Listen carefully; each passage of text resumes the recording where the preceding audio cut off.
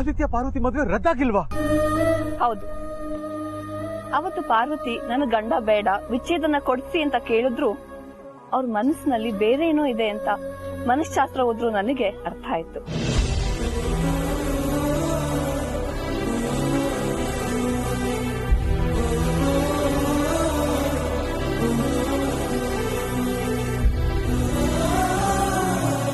ಹಾಗೆ ಆದಿತ್ಯ ಅವ್ರ ಬಗ್ಗೆನು ನಮ್ ಸ್ಟಾಫ್ ಮೂಲಕ ಗೊತ್ತಾಯ್ತು. ಅವ್ರು ತುಂಬಾ ಒಳ್ಳೆ ಹುಡುಗ ಅಂತ ಹೇಳಿದ್ರು. ಅವ್ರು ಬೇಕಿದ್ರೆ ಯಾವ್ದೇ ಶ್ರೀಮಂತ ಹುಡುಗಿನ ಮದ್ವೆ ಆಗ್ಬೋದಿತ್ತು. ಆದ್ರೆ ಅವರ ಪ್ರೀತಿಗೆ ಅಡ್ಡಿ ಆತಂಕಗಳು ಬರುತ್ತೆ ಅಂತ ಗೊತ್ತಿದ್ರು ಮನೆ ಕೆಲ್ಸದ ಹುಡುಗಿನ ಪ್ರೀತಿಸಿದ್ದಾರೆ.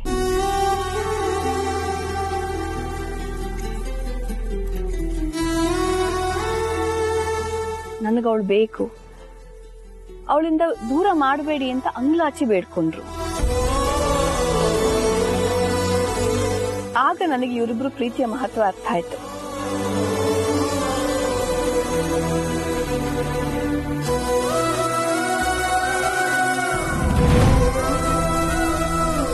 ವಿಚ್ಛೇದನ ಕೊಡ್ಸೋದ್ ಬೇಡ, ಒಂದ್ ಸ್ವಲ್ಪ ದಿನ ಕಾಲಾವಕಾಶ ಕೊಡೋಣ ಅಂತ ಅನ್ನಿಸ್ತು. ಹಾಗೆ ನನ್ನ ಅಭಿಪ್ರಾಯನ ಕೋರ್ಟಿಗೆ ಬರ್ದೆ. ಅದೇ ನಿಮ್ ಮನೆಗೆ ಬಂದು ನೋಟಿಸ್. ಆದ್ರೆ ಈ ಮದ್ವೆ ರದ್ದಾಗಿದೆ ಅಂತ ಯಾರೋ ನಿಮ್ಗೆ ತಪ್ಪು ಅಭಿಪ್ರಾಯ ಕೊಟ್ಟಿದ್ದಾರೆ. ಅದಕ್ಕೆ ವೀರಣ್ಣನವರು ನನ್ನ ಹತ್ರ ಬಂದು ಕೇಳಿದಾಗ ನಾನು ಇದೇ ಅಭಿಪ್ರಾಯ ಕೊಟ್ಟೆ. ಜೊತೆಗೆ ನಡೀತಿರೋ ಈ ಮದ್ವೆ ಬಗ್ಗೆ ಹೇಳಿ ಇವತ್ತಿನ ದಿನ ಸರಿಯಾದ ಸಮಯಕ್ಕೆ ಬರಕ್ ಹೇಳಿದ್ರು. ಬಂದೆ.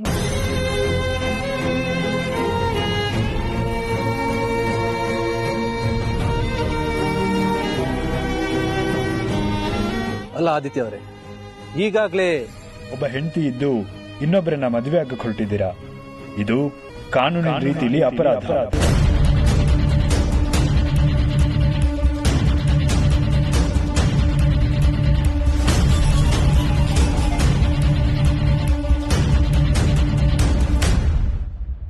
ಇದ್ರಲ್ಲಿ ನಮ್ಮ ಯಜಮಾನ್ರದೇನು ತಪ್ಪಿಲ್ಲ.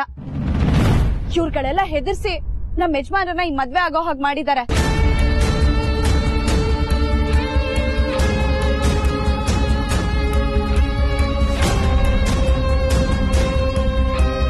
ಹಾಗೆ ನಮ್ಮ ಯಜಮಾನ್ರನ್ನ ಮದ್ವೆ ಆಗೋದಕ್ಕೆ ಅಂತ ಬಂದಿದ್ದಾಳಲ್ಲ ಈ ಯಾಮಿನಿ, ಇವಳು ಕೂಡ ಇವ್ರ ಕಡೆ ಅವಳೆ. ಊಸ್ರು ಒಳ್ಳಿ ತರ ನಿಂತಿದ್ದಾಳಲ್ಲ ಅಲ್ಲಿ ಅನನ್ಯ, ಅವಳು ಇವಳ ಮಗಳು.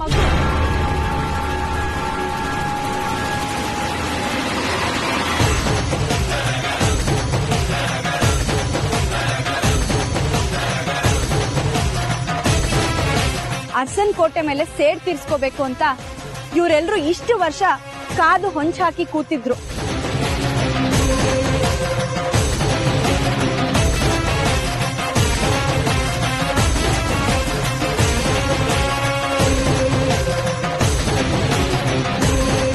ಇವತ್ತು ಆ ಸೇಡಿನ ಬಗ್ಗೆ ಮಾತಾಡ್ತಾ ಇದ್ರು. ಅಕಸ್ಮಾತ್ ಆಗಿ ನಾನು ಅಲ್ಲಿಗೆ ಹೋದೆ. ಅವ್ರು ಮಾತಾಡ್ತಿದ್ದು ನನ್ ಕಿವಿಗ್ ಬಿತ್ತು. ಅದನ್ನ ಹೇಳೋಣ ಅಂತ ಯಜಮಾನ್ ಹತ್ರ ಹೋಗ್ತಿದ್ದೆ. ಅಷ್ಟ್ರಲ್ಲಿ ನನ್ ಬಾಯಿ ಮುಚ್ಚಿ ಯಾವ್ದೋ ರೂಮ್ ಕರ್ಕೊಂಡು ಹೋಗಿ ಕೂಡ ಹಾಕಿದ್ರು.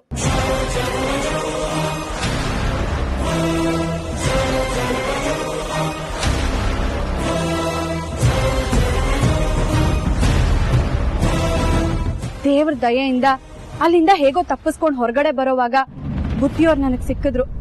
ಆಗ ನಾನು ಅವ್ರಿಗೆ ಅಖಿಲಮ್ಮನ್ನ ಇವ್ರು ಎಳ್ಕೊಂಡ್ ಹೋಗಿರೋ ವಿಷಯ ಹೇಳ್ದೆ. ಅವರು ನಾನ್ ಕರ್ಕೊಂಡ್ ಬರ್ತೀನಿ, ನೀನ್ ಹೋಗು ಅಂತ ಹೇಳಿದ್ರು.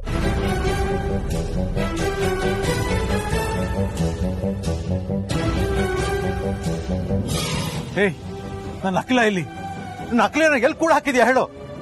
ಲುಕ್ ಮಿಸ್ಟರ್ ರಘುರಾಮ್, ಈ ತರ ಎಲ್ಲ ಡ್ರಾಮಾ ಆಗುತ್ತೆ ಅಂತ ನನಗೆ ಡೌಟ್ ಇದ್ದಿದ್ದಕ್ಕೆ ಅಖಿಲನ್ನ ಯಾರ ಕೈಗೂ ಸಿಗದೆ ಇರೋಷ್ಟು ದೂರ ಇಟ್ಟಿದ್ದೀನಿ.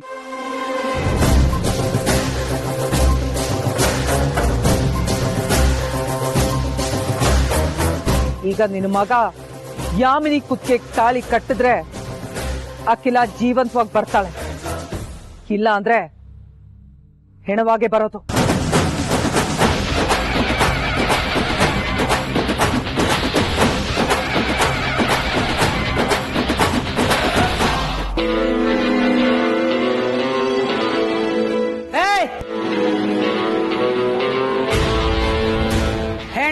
ಬೇಕಾಗಿರೋದು ಅಖಿಲಾಂಡೇಶ್ವರಿದಲ್ಲ, ನಿಂದು.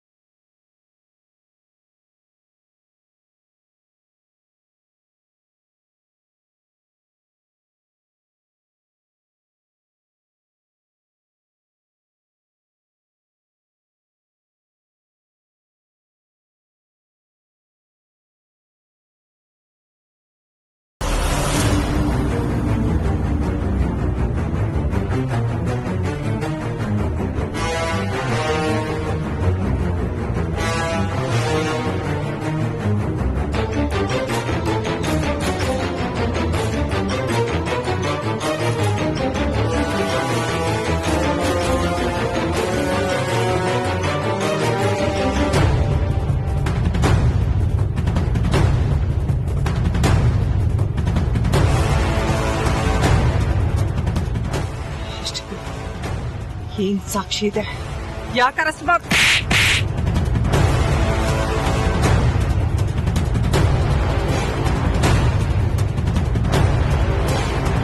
ಸಾಕ್ಷಿ ಸಾಕ್ಷಿ ಅಂತ ಬೇರೆ ಕೇಳ್ತಾ ಇದೀಯಾ?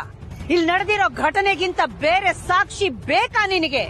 ನನ್ನನ್ನ ಎಳ್ಕೊಂಡು ಹೋಗಿ ಹೆದರಿಸಿ ಬೆದರಿಸಿ ಕಟ್ ಹಾಕಿ ಬಲವಂತವಾಗಿ ನನ್ನ ಮಗನ ಮದುವೆ ಮಾಡೋದಕ್ಕೆ ಪ್ರಯತ್ನ ಮಾಡಿದ್ದಕ್ಕಿಂತ ಬೇರೆ ಸಾಕ್ಷಿ ನಿನಗೆ ಬೇಕಾ ಅರುಂಧತಿ? ಒಂದು ಮಾತು ನೆನ್ಪಿಟ್ಕೋ ಅರುಂಧತಿ, ಸತ್ಯಂ ವದ ಧರ್ಮಂ ಚರ. ಯಾವತ್ತಿದ್ರೂ ಸತ್ಯಕ್ಕೆ ಜಯ. ಇವತ್ತಾದ್ರೂ ಗೊತ್ತಾಯ್ತಲ್ಲ, ನಮ್ಮ ಕುಟುಂಬದ ಮೇಲೆ ನೀನು ಎಷ್ಟೇ ಯಾವಾಗ್ಲೇ ದ್ವೇಷ ಕಾರಿದ್ರು ಅದ್ರ ಪರಿಣಾಮ ನಿನ್ನ ಮೇಲೆ ಕೆಟ್ಟದ್ದೇ ಆಗಿರುತ್ತೆ ಅಂತ. ಇನ್ಮೇಲಾದ್ರೂ ಮಗಳಿಗೆ 4 ಒಳ್ಳೆ ಬುದ್ಧಿ ಮಾತು ಹೇಳಿ ಬೆಳೆಸು. ಸಾಯೋದಕ್ಕೆ ಮುಂಚೆ 4 ಒಳ್ಳೆ ಕೆಲಸ ಮಾಡಿ ಸಾಯಿ, ಇಲ್ಲ ಅಂದ್ರೆ ನರಕದಲ್ಲೂ ಜಾಗ ಸಿಗಲ್ಲ. ಅಖಿಲಾಂಡೇಶ್ವರಿ, ನನ್ನನ್ನ ಅರೆಸ್ಟ್ ಮಾಡಿಸ್ತೆ ಅನ್ನೋ ಮಾತ್ರಕ್ಕೆ ಎಷ್ಟೇ ಅನ್ಕೋಬೇಡ. ನಾನ್ ಹೋಗ್ತಿರೋದು ಜೈಲಿಗೆ, ಸ್ಮಶಾನಕ್ಕಲ್ಲ. ಇವತ್ತಲ್ಲ ನಾಳೆ ಹೊರಗಡೆ ಬಂದೇ ಬರ್ತೀನಿ. ಇನ್ನು ನಿನ್ನ ಸಂಸಾರನು ಸರ್ವನಾಶ ಮಾಡೇ ಮಾಡ್ತೀನಿ. ಸತ್ತು ಇನ್ನು ಒಂದು ಮಾತಾಡಿದ್ರು ನಾನ್ ಜೈಲಿಗೆ ಹೋದ್ರು ಪರವಾಗಿಲ್ಲ, ನಿನ್ನ ಕತ್ತಿರಿಸಿ ಇಲ್ಲೇ ಸಾಯಿಸ್ಬಿಡ್ತೀನಿ. ಹುಷಾರ್.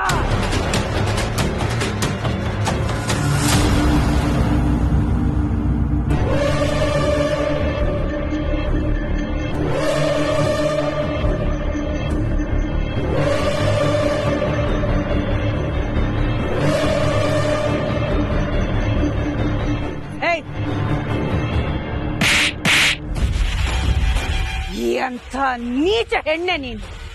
ಅಮಾಯಕನಾದ ನನ್ನ ಮಗನ ಬಾಳಲ್ಲಿ ಆಟ ಆಡ್ಬಿಟ್ಟಿಯಲ್ಲ. ಸರ್ವನಾಶ ಸರ್ವನಾಶ ಆಗೋಗ್ತೀಯ ನೀನು. ಅದು ಹಾಗಲ್ಲ ಅತ್ತೆ. ಅತ್ತೆ ಅಂತೆ ಅತ್ತೆ, ನಿನಗಿಂತ ಬೀದಿಲ್ ಹೋಗೋ ಕತ್ತೆನೆ ಎಷ್ಟೋ ವಾಸಿ. ನಿಯತ್ತಿನಿಂದ ಕೆಲಸ ಮಾಡ್ಕೊಂಡಿರುತ್ತೆ. ನಿಯತ್ತು ಅನ್ನೋ ಒಂದು ಪದದ ಅರ್ಥ ಗೊತ್ತಿಲ್ದಿರೋ, ಮೂಲ ಗೊತ್ತಿಲ್ದಿರೋ ನೀಚ ಹೆಣ್ಣು. ಛೀ!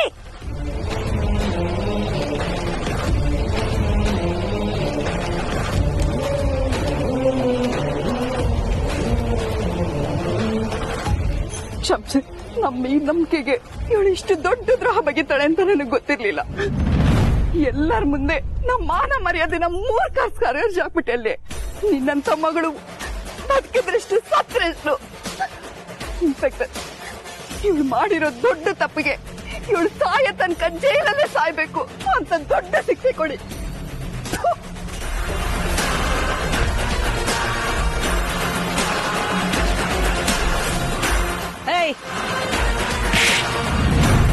ನೂಲಿಗೆ ತಕ್ಕ ಸೀರೆ, ತಾಯಿಗೆ ತಕ್ಕ ಮಗಳು ಅನ್ನೋ ಮಾತನ್ನ ಇವತ್ತು ಮತ್ತೊಂದ್ಸರ್ತಿ ನಿರೂಪಿಸ್ಬಿಟ್ಟೆ ನೀನು. ವಿಷ ಸರ್ಪದಲ್ಲಿ ಕಾರ್ಕೋಟಕ ವಿಷ ಇರುತ್ತೆ ಅಂತ ನನಗೆ ಗೊತ್ತಿತ್ತು. ಆದ್ರೆ ಆ ಹಾವಿನ ಮರಿಯಲ್ಲೂ ಕೂಡ ಒಂದೇ ಒಂದು ಹನಿ ನೀರನ್ನು ಬೆರೆಸದೇ ಇರುವಂತ ಮತ್ತಷ್ಟು ಕಾರ್ಕೋಟಕ ವಿಷ ಇದೆ ಅನ್ನೋದನ್ನ ನಿನ್ನನ್ನ ನೋಡಿ ತಿಳ್ಕೊಂಡೆ ನಾನು. ಛೀ! ಇಂಥ ನೀಚ ಹೆಣ್ಣು ನಿನ್ನನ್ನ ನಾನು ಅರ್ಥ ಮಾಡ್ಕೊಳ್ದೆ ಹೋದ್ನಲ್ಲ. ಛೇ! ಇನ್ನೊಂದು ನಿಮಿಷ ಇವ್ರು ಯಾರಾದ್ರೂ ನನ್ನ ಕಣ್ಣು ಮುಂದೆ ಇದ್ರೆ ನಾನು ಏನ್ ಮಾಡ್ತೀನೋ ನನಗೆ ಗೊತ್ತಿಲ್ಲ. ದಯವಿಟ್ಟು ಇವ್ರನ್ನ ಕರ್ಕೊಂಡು ಹೋಗಿ.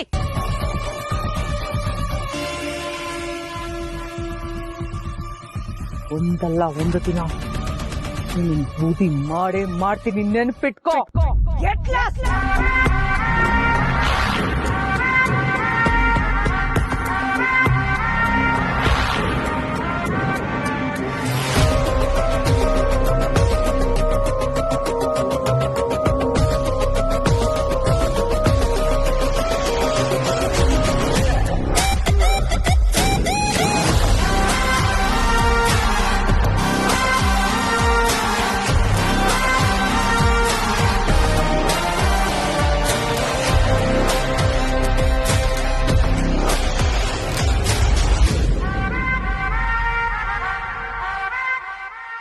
ವೀರಣ್ಣ ಅವರೇ, ನಾನಿಲ್ಲಿ ಬಂದ್ ಕೆಲಸ ಮುಗೀತು. ನಾನಿಲ್ಲಿ ಬರ್ತೀನಿ. ತಮ್ಮಿಂದ ತುಂಬಾ ದೊಡ್ಡ ಉಪಕಾರ ಆಯ್ತು. ಧನ್ಯವಾದಗಳು.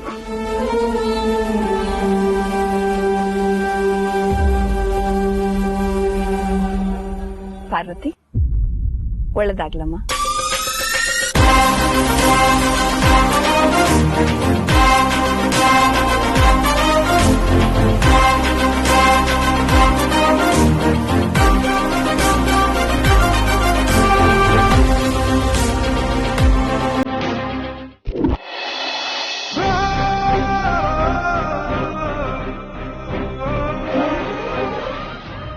ಪಾರ್ವತಿ ಮಗಳೇ, ಪಾರ್ವತಿ, ನಿನಗೆ ನಾನು ಹೇಗೆ ಧನ್ಯವಾದ ಹೇಳಮ್ಮ? ಹೇಗೆ ಧನ್ಯವಾದ ಹೇಳಿ? ಬಂಧುಗಳೇ ನೋಡಿ, ಇವಳು ನಮ್ಮ ಪಾರ್ವತಿ, ಇವಳು ನಮ್ಮ ಮನೆ ಮಗಳು ಪಾರ್ವತಿ. ನಾವು ಪರಶಿವನ ಸತಿಗೆ ದುಷ್ಟ ಶಿಕ್ಷಕಿ ಶಿಷ್ಟ ರಕ್ಷಕಿ ಅಂತ ಹೇಳ್ತೀವಲ್ಲ, ಈ ನಮ್ಮ ಮನೆ ಮಗಳು ಆ ಪಾರ್ವತಿಗೆ ಸಮಾನ. ನಮ್ಮನ್ನ ದೊಡ್ಡ ಆಪತ್ತಿನಿಂದ ಕಾಪಾಡ್ಬಿಟ್ಟಿದ್ದಾಳೆ. ಹೆಣ್ಣನ್ನ ನಾವು ಬೇರೆ ಬೇರೆ ರೀತಿಯಿಂದ ಹೇಳ್ತೀವಿ. ಮಮತಾಮಯಿ, ವಾತ್ಸಲ್ಯಮಯಿ, ತ್ಯಾಗಮಯಿ, ಕ್ಷಮಯ ಧರಿತ್ರಿ, ಏನೇನೋ ಹೇಳ್ತೀವಿ. ಅದು ಎಲ್ಲದಕ್ಕೂ ಒಂದು ಹೊಸ ಉದಾಹರಣೆಯಾಗಿ ಇವತ್ತು ಪಾರ್ವತಿ ನಮ್ಮ ಮುಂದೆ ನಿಂತಿದ್ದಾಳೆ. 7 ಜನ್ಮ ಎತ್ತಿದ್ರು ನಾನು ಇವಳ ಉಪಕಾರದ ಋಣನ ತೀರ್ಸೋಲಿಕ್ಕೆ ಸಾಧ್ಯನೇ ಇಲ್ಲ. ಯಾವ ಹೆಣ್ಣು ತಾನು ವಧು ಅಲ್ಲ ಅಂತ ಗೊತ್ತಿದ್ರು ಕೂಡ ಶಾಸ್ತ್ರಕ್ಕೆಲ್ಲ ಕೂತ್ಕೊಳ್ತಾಳೆ. ತನ್ನ ಮುಂದಿನ ಜೀವನದ ಬಗ್ಗೆ ಒಂದಿಷ್ಟು ಯೋಚನೆ ಮಾಡದೆ ಪಾರ್ವತಿ ನಮ್ಮ ಮಾನ ಮರ್ಯಾದೆ ಘನತೆ ಎಲ್ಲ ಕಾಪಾಡ್ಬಿಟ್ಟಿದ್ದಾಳೆ. ನನ್ನ ಮಗನ ಜೀವ ಕಾಪಾಡಿದಾಳೆ. ತನಗೂ ಅವರಿಗೂ ಮದುವೆ ಆಗಿದೆ ಅಂತ ಸುಳ್ಳು ಹೇಳಿದಾಳೆ.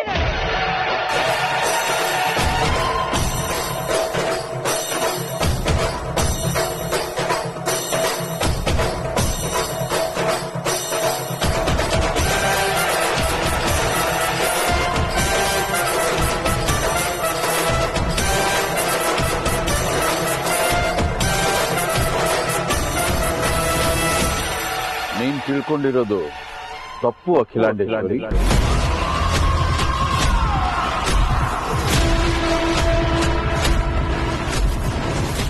ಏನ್ ಹೇಳ್ತಿದ್ದೀರಾ ವೀರಣ್ಣ? ನಾನು ಯಾವ ವಿಷಯನ ತಪ್ಪಾಗಿ ತಿಳ್ಕೊಂಡಿದ್ದೀನಿ? ಪಾರ್ವತಿ ಹೇಳಿದ್ದು ಸುಳ್ಳಲ್ಲ, ಸತ್ಯ.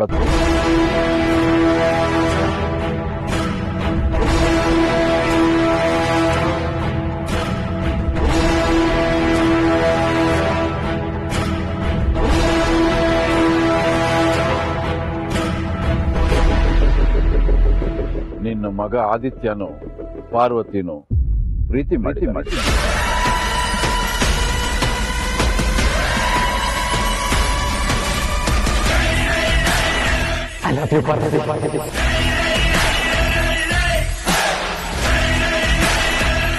ಅಷ್ಟೇ ಅಲ್ಲ, ಇಬ್ರು ಮದುವೆನೂ ಆಗೇನೂ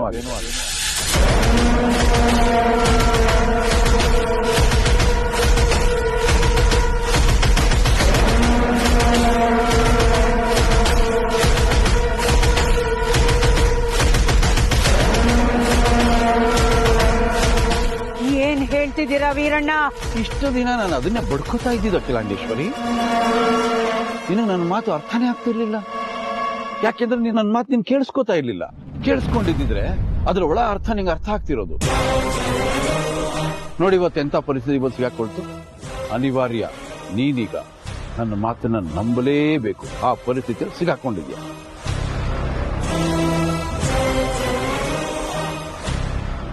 ಇಲ್ಲ ಇಲ್ಲ, ನಾನಿದನ್ನ ನಂಬಲ್ಲ. ನೀವು ಸುಳ್ಳು ಹೇಳ್ತಿದ್ದೀರಾ ವೀರಣ್ಣ, ಸುಳ್ಳು ಹೇಳ್ತಿದ್ದೀರಾ. ಈ ರಣಕಲ್ಲು ವೀರಯ್ಯನ ಬಾಯಿಂದ ಒಂದೇ ಒಂದು ಸುಳ್ಳು ಬರೋಕ್ ಸಾಧ್ಯ ಇಲ್ಲ ಅಖಿಲಾಂಡೇಶ್ವರಿ. ಅದು ನಿನಗೂ ಗೊತ್ತು. ನಾವು ಸುಳ್ಳು ಹೇಳಿ ಮನೆ ಮುರಿಯೋ ಕೆಲಸ ಯಾವತ್ತೂ ಮಾಡಲ್ಲ.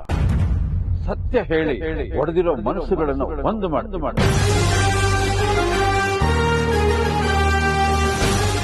ಏನಯ್ಯ ಆದಿ, ಎಲ್ಲ ಅವಾಂತರ ನಡೀತಾ ಇದೆ, ಸುಮ್ಮನೆ ನಿಂತಿದೆಯಲ್ಲ, ಮಾತಾಡು. ನೋಡು, ನೀನೀಗ ಮಾತಾಡಿಲ್ಲ ಅಂದ್ರೆ ಜೀವನ ಪೂರ್ತಿ ಮಾತಾಡಕ್ಕೆ ನಿನ್ಗೆ ಅವಕಾಶನೇ ಸಿಗೋದಿಲ್ಲ. ನಿನಗೆ ಜನ್ಮ ಕೊಟ್ಟವರಿದ್ದಾರೆ, ಬಂಧು ಬಾಂಧವರೆಲ್ಲ ಇದ್ದಾರೆ, ನಿನ್ನನ್ನು ಹರ್ಸಕ್ ಬಂದಿರೋರು ಇಷ್ಟೊಂದು ಜನ ನಿಂತ್ಕೊಂಡಿದ್ದಾರೆ. ಇದಕ್ಕಿಂತ ಒಳ್ಳೆ ಅವಕಾಶ ನಿನಗೆ ಸಿಗೋದೇ ಇಲ್ಲ. ಈಗಲೂ ನೀನು ಮಾತಾಡಿಲ್ಲ ಅಂದ್ರೆ ನಿನ್ನಂತ ನತದೃಷ್ಟ ಇನ್ಯಾರೂ ಇರೋದಿಲ್ಲ.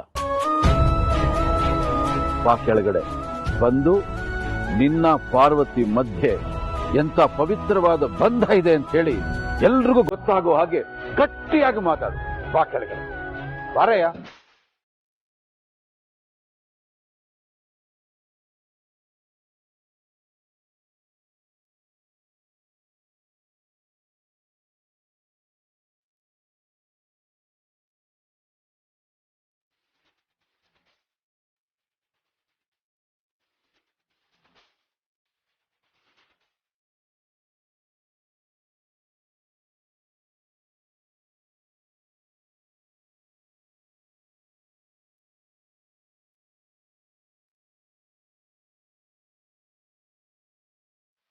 ಹೌದಮ್ಮ, ನಾನು ಪಾರ್ವತಿ ಒಬ್ಬರನ್ನೊಬ್ರು ಪ್ರಾಣಕ್ಕಿಂತ ಹೆಚ್ಚಾಗಿ ಪ್ರೀತಿಸ್ತಾ ಇದ್ದೀವಿ.